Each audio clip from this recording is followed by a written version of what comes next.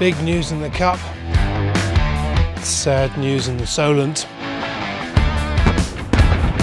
Great news for an offshore classic. A bold challenge. A catch-up with Kafari. Plus, we go boat testing. And plenty in Dock Talk.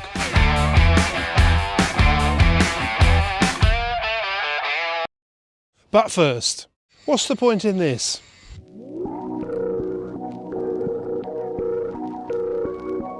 Why does a dog on a board spell an exciting future for you and me?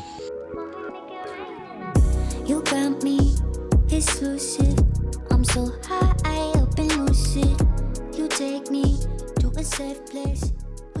The reason is that because while Kiddo here looks like he's showing off, he's actually demonstrating a new way of stabilised flight that could provide the missing link for foiling for the masses. As you probably know, there are a number of electrically powered foiling boards on the market already. Most have a fixed foil and a hand controller for the throttle. But level foils have created a foil system that's configured more like a model aircraft, with a rudder and an elevator. This means that it can control pitch and turning. Combined with the solid-state gyro and ultrasonic ride height sensors, the level foil can be controlled much like a Segway by moving your weight fore and aft and side to side. Now, how cool's that? Imagine this system without the motor on a sailboat. In the meantime, I want one.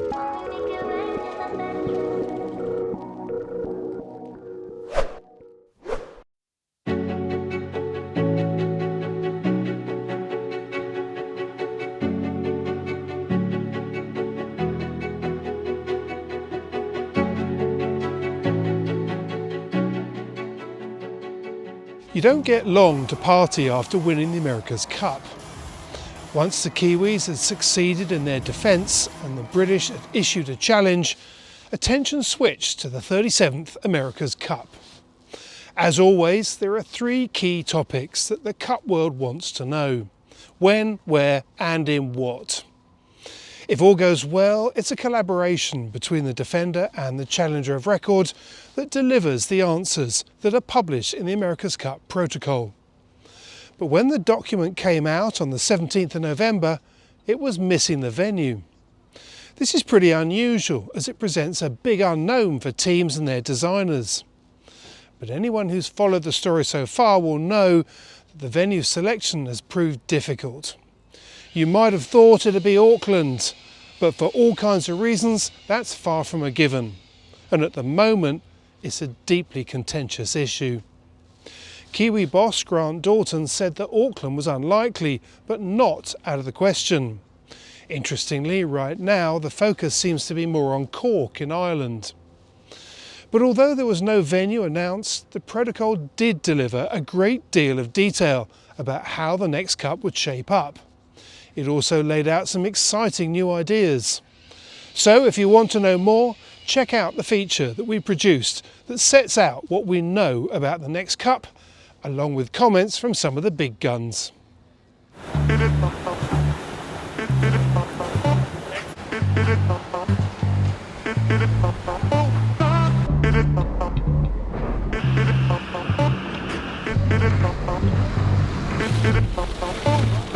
The last 2 years have been hard for the organisers of one of the world's best known offshore races. The plan to use Imoca 60s and the Volvo 65s was ambitious. Then the pandemic came along and put the brakes on. Then a clash between the start and the delayed race and the route to Rome caused additional problems. But now a new date and a revised course have been announced. The biggest change is a monster 13,000-mile leg from South Africa to Brazil. Straight across the Southern Ocean, this takes the race truck back to its roots and beyond, and for my money, it's a good call. Over the years, the race became a stopping tour around the world at a time when fast laps of the planet were grabbing a great deal of attention. We also saw this year in the Ocean Race Europe how the Imoca 60s struggled on short coastal legs where the breeze was either light or upwind. Often the Volvo 65s were quicker. Not a good look for the supposedly advanced Imoca 60s, as that's not what they were designed for. But a scorch around the bottom of the world is. And now, with the start on the 15th of January 2023, the possibility of some of the best 60-footers in the business being able to compete is a reality.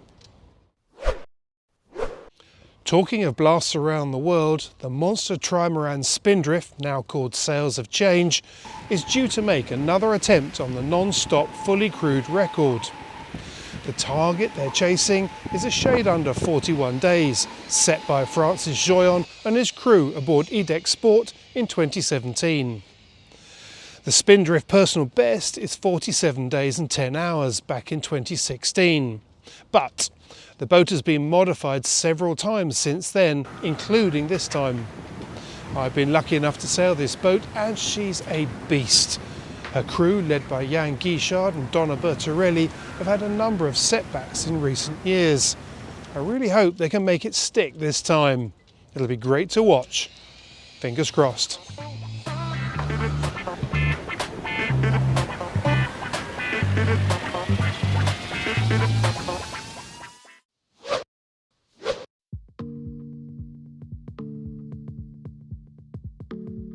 Elan have never been afraid to shake things up.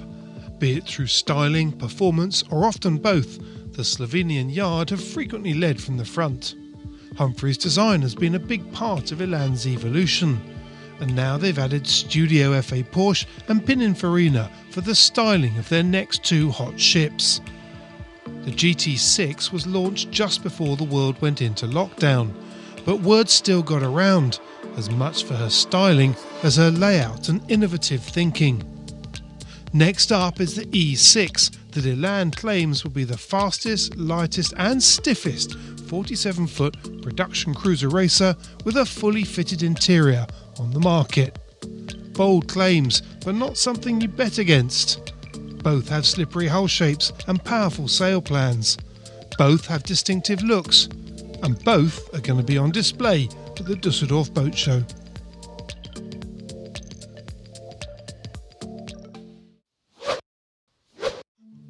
The Triumph Rocket 3 has got nothing to do with boats, neither has the Triumph Bonneville.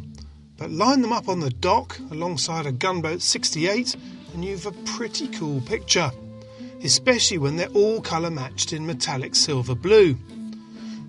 The project started when MAP Yachting was commissioned by Gunboat to create a distinctive colour for one of their owners. Using its exclusive paint formulation and a custom blend of pigments, MAP Yachting produced an impressive colour and finish that they couldn't resist using on both of the Triumphs too. And from there, the obvious thing to do was to film them in action. Because sometimes you just want to look. When it comes to short-handed offshore events, the French are pretty good at laying on a series that will pull in the big guns. One of the latest is the Dream Cup Grand Prix de France de Course au Large, but this series is attracting plenty more than just the pros.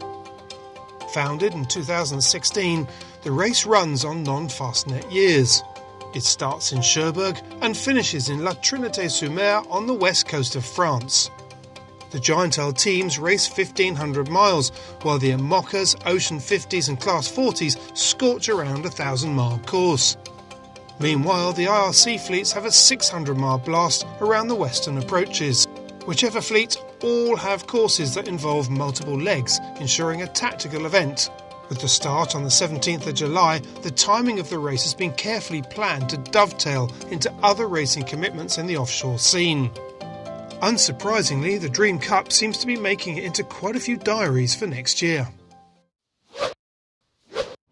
Now, as many of you who've been following Planet Sail, thank you very much, will know, we've been following the exploits of Dee Caffari here in her double-handed season and her quest towards the double-handed fastnet race.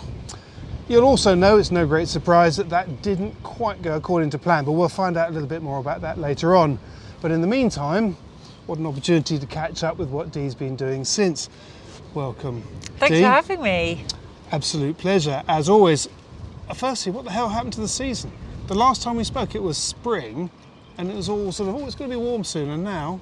It has gone. flown by, and I has, have hasn't to it? say it wasn't until October at the Rourke double-handed nationals did I wear shorts on the water this season. I have found it freezing all season, as a lot of my videos have attested We to. saw you wrapped up with your hat and Yeah. everything else. It's been an odd season though, hasn't it? Because there hasn't been much breeze, or at least it feels like there hadn't been much breeze all year. It lulled us into that false sense of security, I feel. We were floating around weekend after weekend, and then when it mattered, it let loose. And sadly, I was the wrong side of the war on that one. We'll come on to that in a minute, but how did you find the season? I mean, we saw, obviously watched your videos, which are fantastic, really interesting to see how you're getting on, but I mean, you've got so many miles under your belt. I just wonder what your feeling's been at the end of this season, now you've done your first double-handed season. I've really enjoyed it. So I've been now sailing double-handed for 18 months, and I've really enjoyed it. The level of competition has just been incrementally getting better and better all the time, so that the slightest mistake is punished. And also the racetrack what we have on our doorstep here is really technical. There's really strong tides, and invariably every race is on a spring tide. And with light winds, it makes it really critical that you get those strategy and tactical decisions right. And when you get it wrong, it's a really long way to come back from. And I think that just gives you such a really good footing for all your sailing going on. And I've gained a lot of confidence doing the double-handed stuff. I've had a lot of fun, and it's been fun to do, and I hope I do a lot more. I was going to say, you feel like you'd like to do more. Yeah, it's just fun racing. It's like low stress when there's only one other person to deal with, and I quite like the fact that you get to do everything rather than just kind of slapping my wrists and concentrating only on my job and not stepping on anyone else's toes a little bit.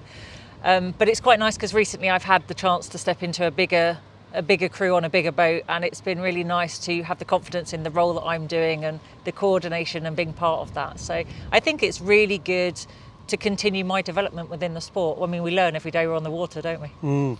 So you said you've been off doing some other stuff. What have you been doing? Well, it's only taken me 6 laps of the planet to get an invite to the professional sailing scene, but I made it to Sardinia and did the Maxi Worlds. I was on an 80-foot swan, and it was as beautiful as everyone had talked about. It was lovely. And then I had the option to go to Saint-Tropez as well. So again, super yacht sailing.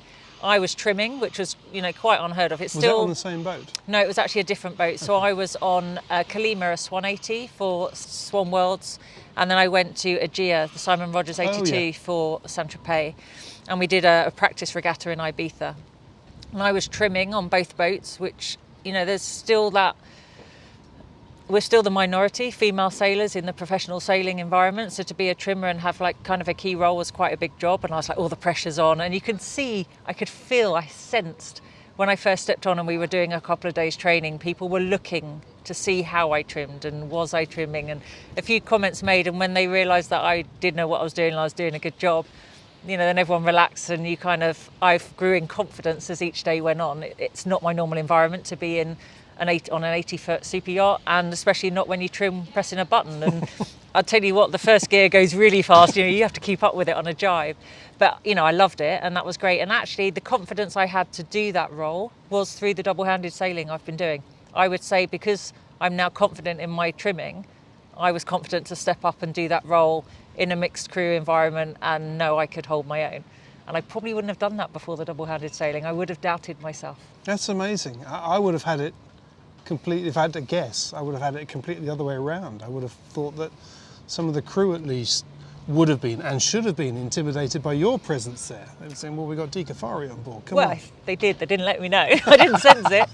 But yeah, no, it was a really good opportunity, really enjoyed it, and hopefully there'll be a bit more of that next year as well. Yeah, excellent. Good stuff. So talking of big races to the Fastnet, I mean, we're going to see how it played out for you, but that must have been a real blow.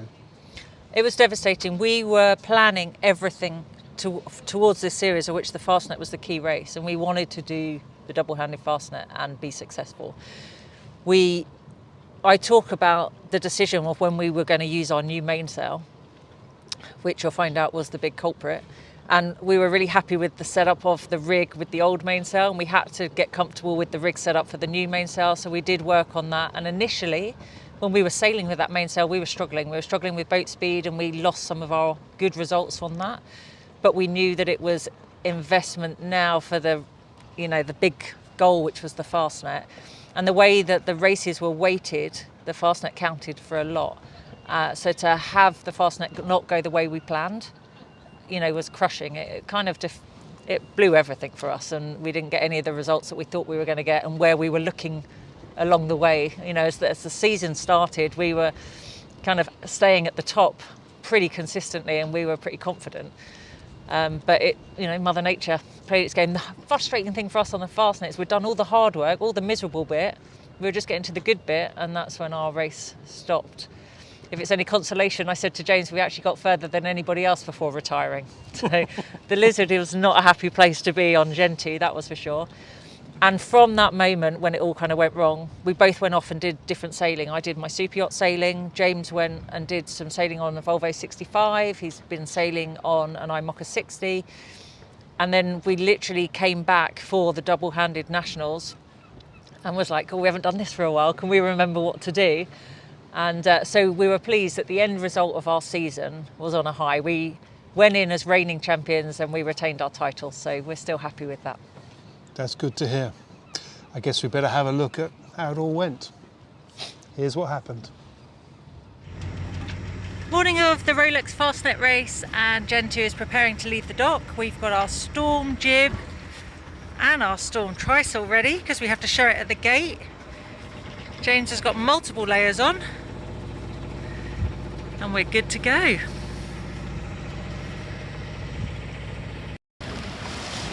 Under sail with our Storm jib and our trysail.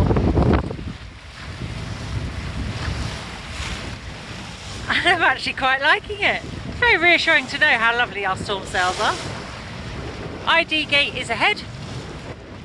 And then we pack them all away, hoping never to see them again. Cowes Castle, home of the Royal Yacht Squadron, the most famous start line in all of yachting, and this the biggest offshore race.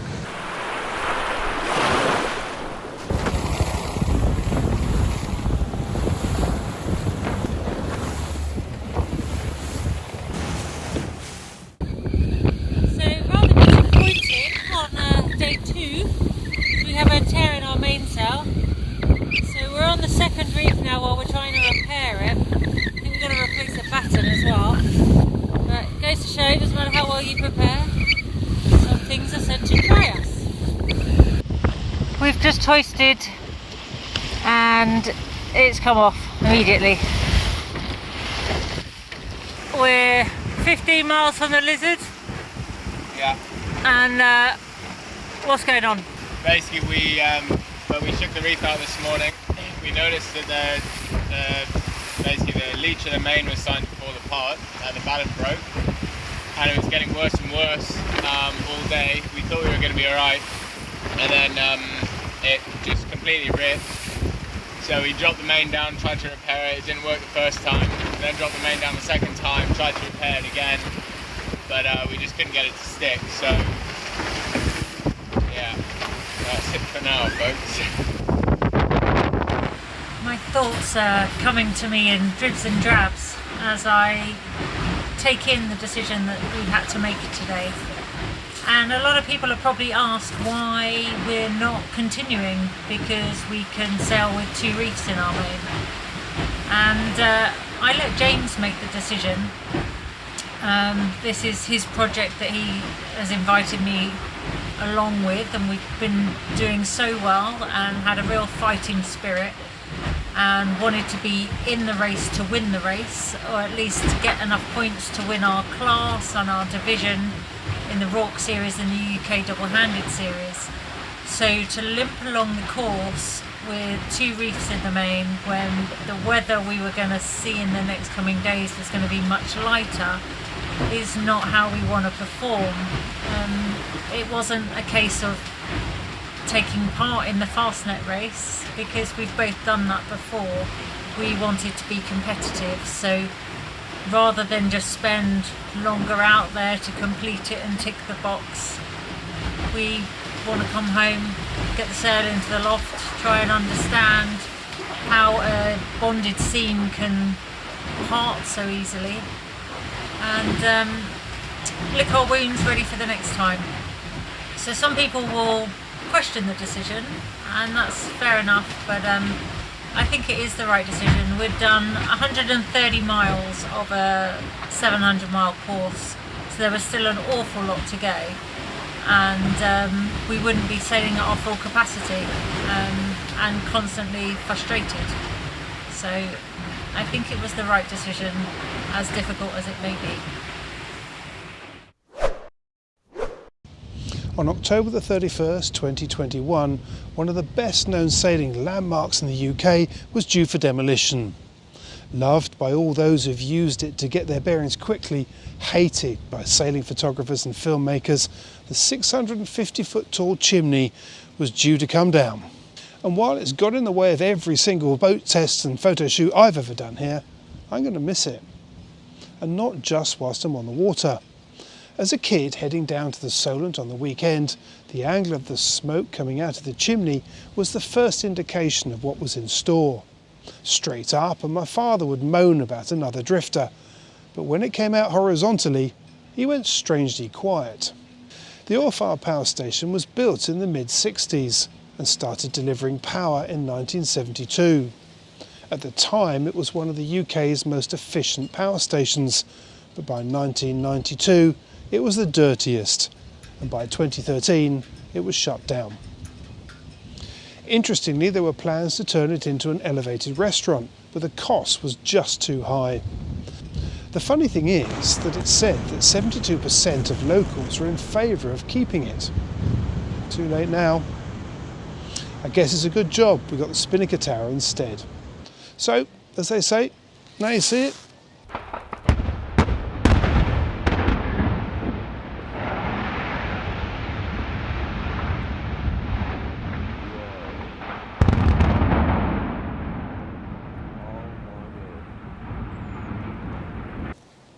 No, you don't.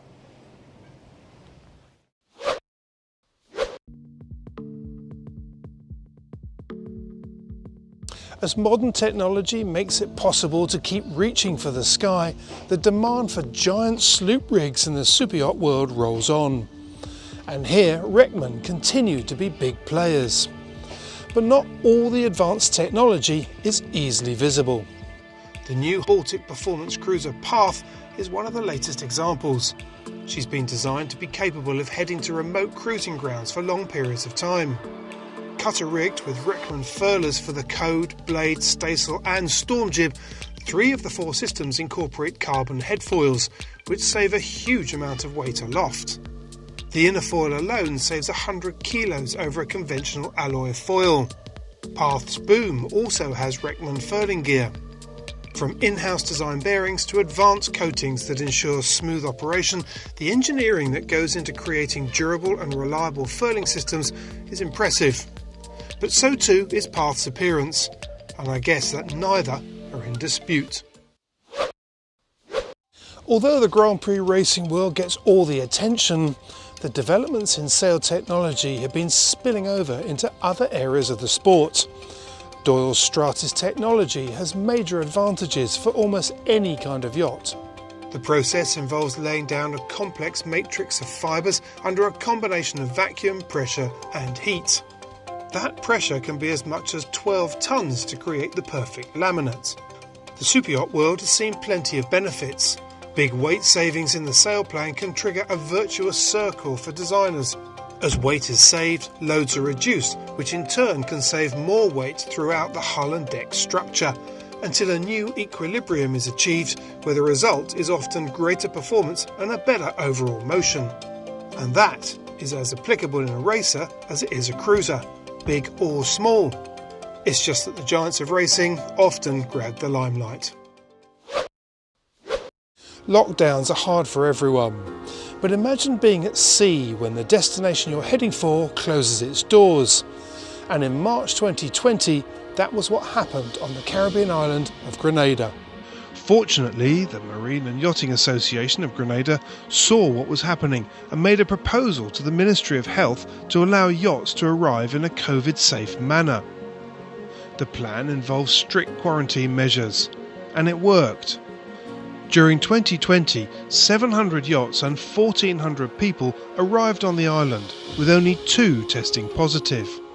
Managing the issue has built confidence on both sides, residents and tourists alike. It's clear that the global pandemic is far from over, but with an established protocol still in place, the island continues to thrive. Once a boat tester, always a boat tester. After a long wait, I've been able to get back out and test a few of the latest launches. In the cruiser racer world, the Arcona range is one that's often referred to as setting a new datum in the industry. So I went out to find out why as I got aboard the new Arcona 435.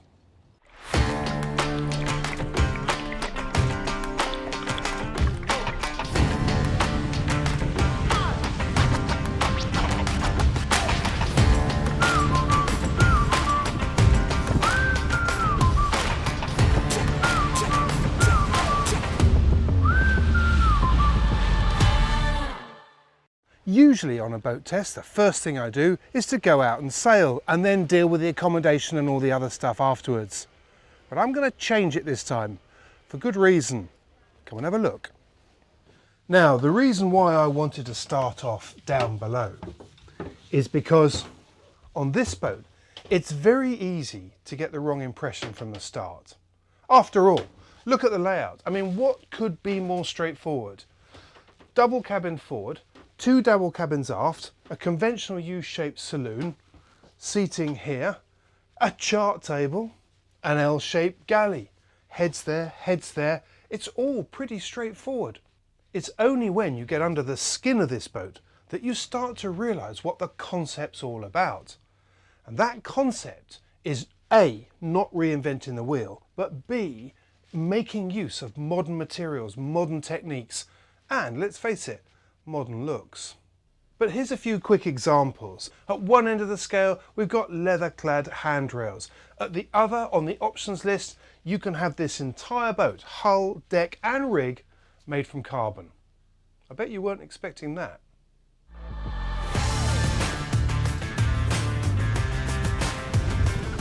But for all that down below, this is what really counts.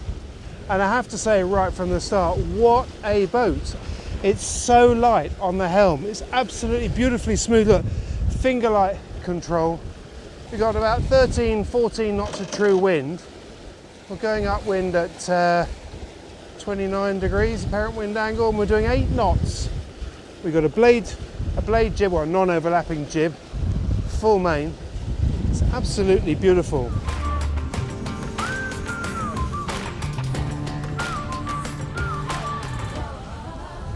Everything is set up in the right place for you as well.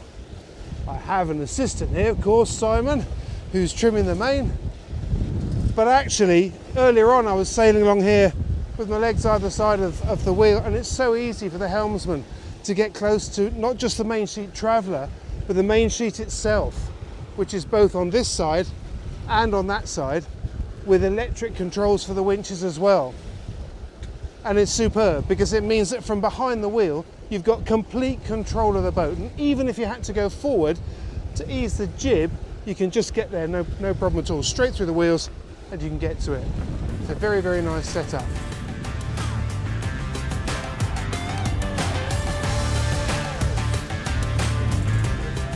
Okay, ready? Okay, tack in now.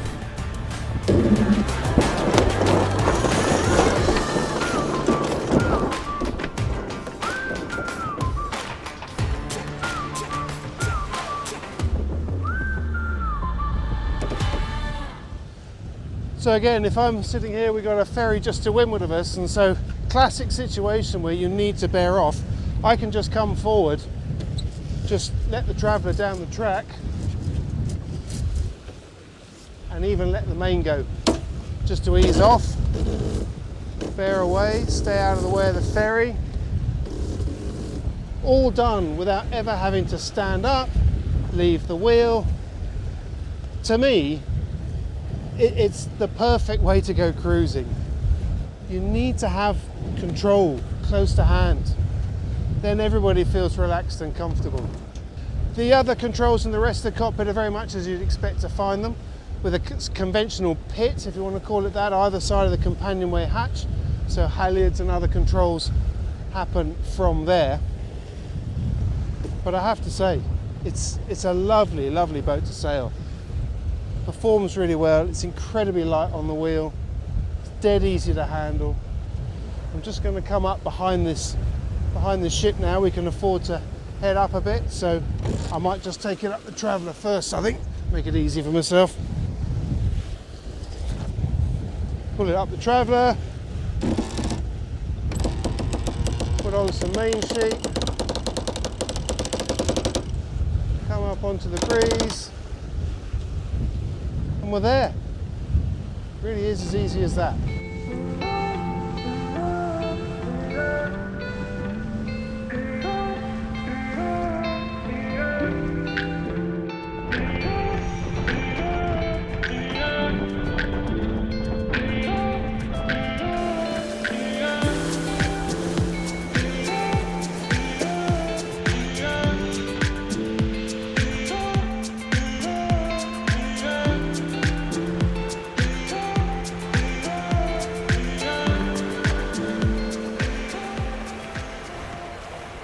The fact of the matter is that the Arkona 435 is a sailor's boat. Of that there is absolutely no doubt.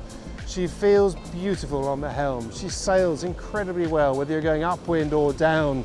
She's so well balanced, so easy to manage, and the deck layout, well, it's sort of, at times it verges on a racing deck layout. You can see that quite a few things like some of the jib cars, the tracks, the in-haulers on the jib sheets, those are all things that you'd expect to find on a race boat, not a cruiser. But as anybody who's raced and used those systems will know, it's what allows you to sail through a big wind range with a minimum of effort. And that is what this boat is all about. So Simon Rosier here is the agent and has very kindly taken us out for the day, and what a day it's been. The sea breeze has been building. We've probably got best part of 20 knots now at sea breeze, and we got full headsail, full main, powering along at 10 knots. She's quite a boat, isn't she? She's so well behaved. Yeah, well, that's the mark of an Arkona. The late great Stefan Kleberg always designed right the way through the ages and through our current range a really well balanced boat primarily. You really notice that because even, I mean, we've been pushing her far harder than you probably would when you're cruising, and yet it doesn't feel gripey at all on the helm. It almost feels like it's got twin rudders, which is quite unusual nowadays for a boat that's so beamy at the back to feel that well balanced. Yeah, it's a deep spade rudder, and the sail plan complements the underwater profile very well. Who are the kind of people that are being attracted to Arkonas? Where are they coming from? What have they got in mind for their cruising? The common denominator for most Arkona owners are recently retired, just sold my business. Also people who, dare I say, have been passed so many times by an Arkona that they want to see what it's all about. And people who want to go further afield as well. And I suppose one of the other things that strikes me, and probably the overriding thing, is that this is a very modest looking boat, isn't it? She's a modern boat, but not garish. She's not trying to shock you into liking her at all, is she? No, I mean, we often hear the words contemporary classic on this particular model. Its predecessor, the Arkona 430, and hugely popular, was European Yacht of the Year in 2009. This was the obvious upgrade after listening to owners and dealers alike, and this won European Yacht of the Year in 2019. But it's actually quite an accolade.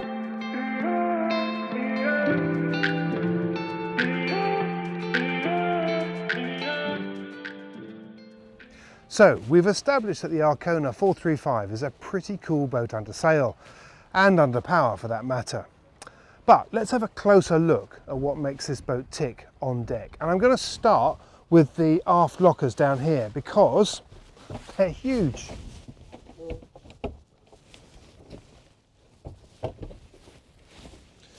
2 lockers, one just under there, one here. Great big lockers that you can get a dinghy in, you can get fenders in, warps, plenty of space down there. That's pretty cool. So a nice wide cockpit, a feature of the modern style for beamy boats aft. But here's a clever feature. Take that out, lift that up, do that, up it comes, and out comes the table.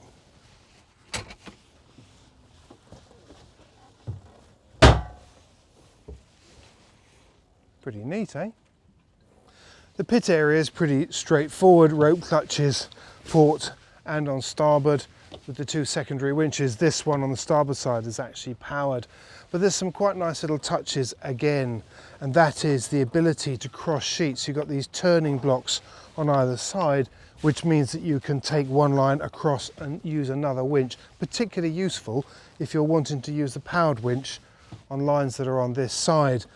Very popular on race boats, not so common on cruising boats. Good to see it on this one. Another nice little feature is the rope tidy bins down here, down in the coamings, which is really nice. Somewhere to put the tails so they're not just dangling down inside the saloon and getting in the way down there. So a nice arrangement here. Plus, with the cover, the spray dodger has got its own recess that it can go into, keeps it nice and tidy and out of the way. The main sheet system is what's commonly referred to as a German main sheet system, in that it has a tail that goes down each side from here, but in this case it goes around a turning block in the deck and again runs under the deck, which keeps the side decks nice and clear and clutter free, so you're not skidding around on ropes all the time. The Genoa cars here, well, it's a non-overlapping headsail because it's got a full width chain plate base, so obviously the clue can't get much further than here. Short tracks here with car pullers here. Another thing that I really like, be familiar with, a lot of racing people, less familiar on cruising boats, but still a really useful thing to have because it means that you can move the car backwards and forwards from the safety of the cockpit.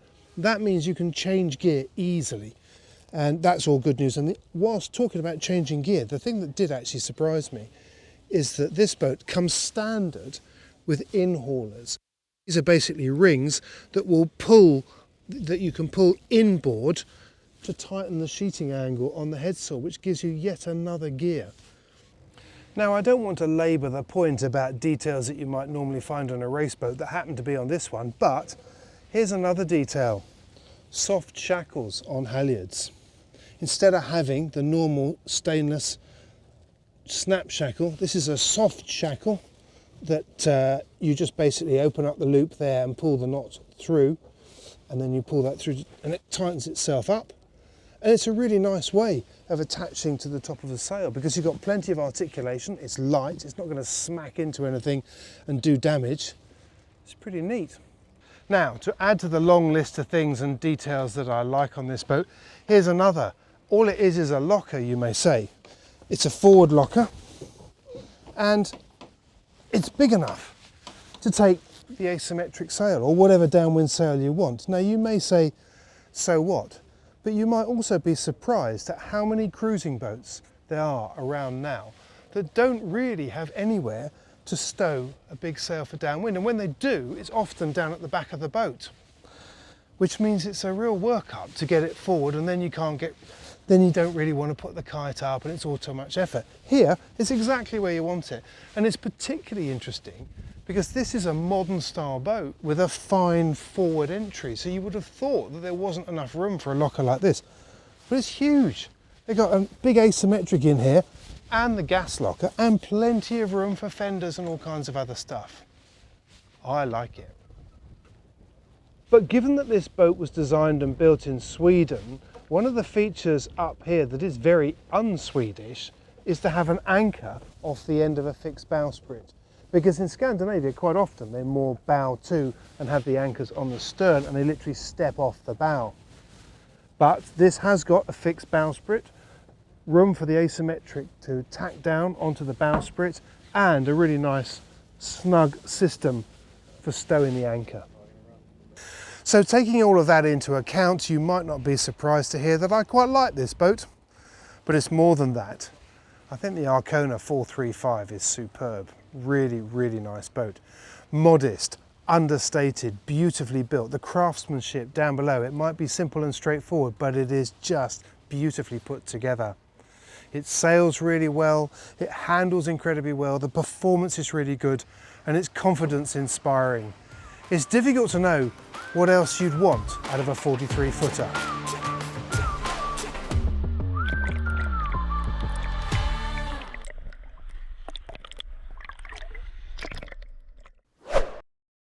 And finally, now the Black Friday dust has settled and you've realised that there wasn't much you wanted after all, here's what you should be buying. Rick Tomlinson's 2022 calendar. Why?